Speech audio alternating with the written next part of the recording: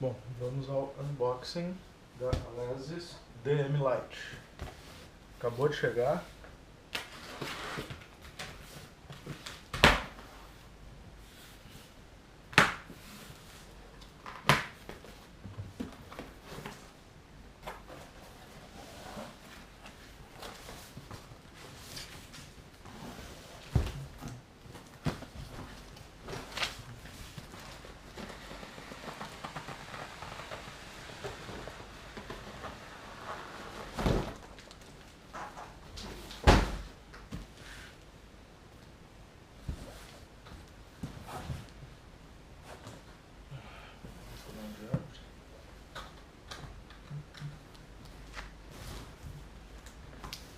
Aqui.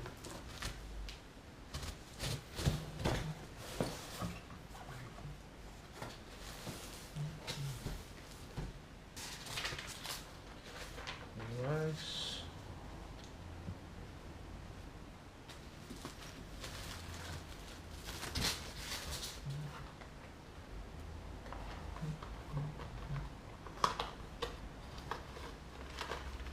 fonte.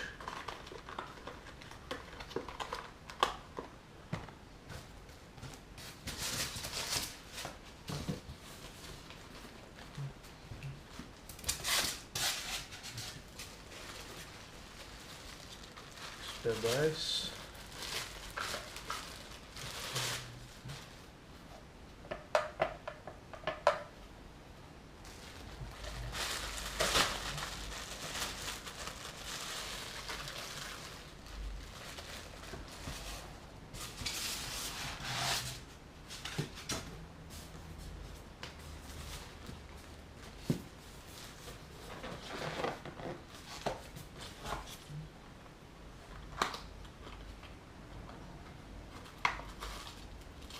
Ué, outra fonte.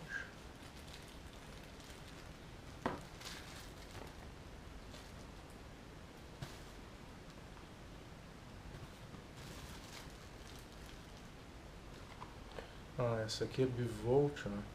Fonte automática. Essa aqui,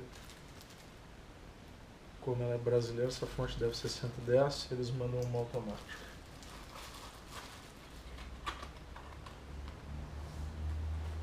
Bom, duas fontes, melhor que uma.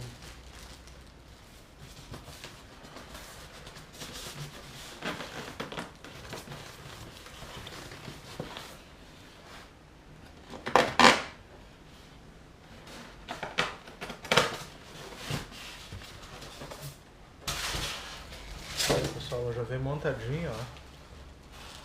Já vem tudo direitinho, montadinha. É só armar ela no chão, depois eu vou fazer com ela pronta.